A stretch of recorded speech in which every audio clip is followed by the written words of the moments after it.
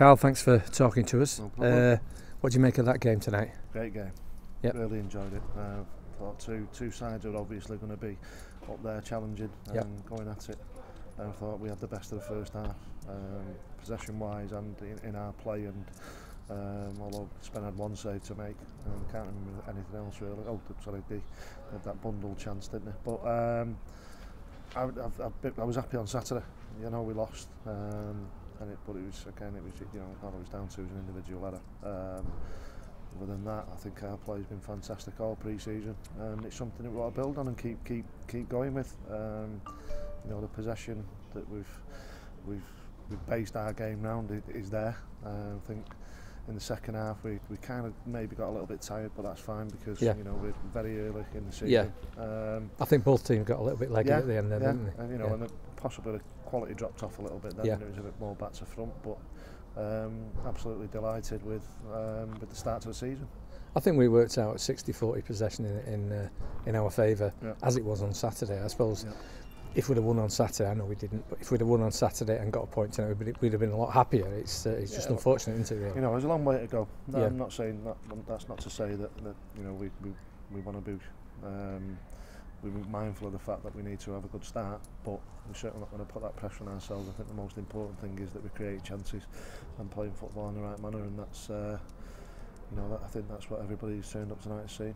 Well, I think you're right. At just before half time, that last corner, if Charlie had connected with that, which I'm sure he would have done 9 times out of 10. I think that would have gone up 1-up, wouldn't we? Yeah, and probably that would have capped what I would say tonight, man of the match performance for him. It was absolutely superb. It's funny, he said I didn't have to do anything, but for some reason I did something, which is but he's a good lad, he's an intelligent lad, and I think you see that in his play as well.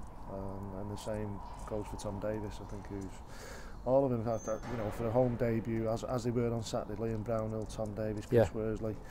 They've shown that what they've added really to strengthen our squad, and I'm excited by the prospect of working with them. I suppose one of the things that you're actually, it's a good problem in a way, but that it's causing you a problem is a little bit of rustiness in players who don't play. Because I thought towards the end there, Tom Greaves, if he'd have been a little bit sharper, and Matt Walwyn did a bit of a windmill job, didn't he? Yeah. When if he'd have connected, that'd have gone in. So, but you can't play everybody, so people are going to get rusty, aren't they? Yeah, they are, and all I can do is make sure that when the opportunity arises, I try and give them the time on the pitch to make sure that the selection's right. But that'll come. It's one of them, the joys of non-league football. Tom's had a couple of weeks away, a week and a beef and stuff like that with his mates or family or whoever it is. And you've got to have that understanding. As a manager, so you're able to work with the group. Yeah, I mean, I do often mention Ollie Banks. People get a bit fed up with it, but he's a class act, isn't he? Playing at this level. Well, I feel that he's a bit hot-headed, I've got to say, but he's a class act. Yeah, he's fantastic. He's a great player.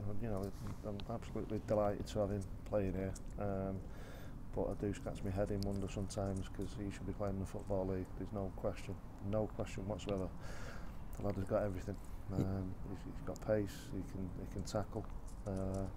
He's got height, and he's certainly got a great ability as well. So, but while he's here, we'll use him. Yeah, and I'll keep enjoying watching him.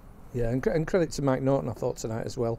I know he got that knock, and you can tell us about that in a minute, but he did hold the line up pretty well, didn't he, while he was on the field? Yeah, he'll always do that for us now. He's absolutely fantastic. That's why he's still playing at the age that he is. But no, you know what you get from him. You know what you get from him, and across the course of the season, they'll all be used, and they'll all, I'm sure, score goals. And just on the injury front, Liam Brownhill went off and Norts went off himself. What's the score? Liam's was just a case of cramp, and Norts got a dead leg. He had a little bit of a dead leg from Saturday, and he took another whack on it. So, but they'll both be fine. And we've got Stamford on Saturday finally, so you'll have another selection pondering on that, won't you? Yeah. It's they're happening thick and fast now. So there's. But like I say, I'll make the decisions for the good of the club, and you know, that's about getting 3 points. And you know, I'm sure Stanford won't fancy coming here if we turn on the show that we can do. Yeah, we do own one from last season as well. Yeah, it's one of them where you're scratching your head at the end of it saying, Yeah. you know, how have we lost that? But we've had a few of them, haven't we? Yeah, we have indeed. All right, cheers, Karl. No Thanks problem. for talking to us. Cheers, Cheers, mate. Cheers, mate.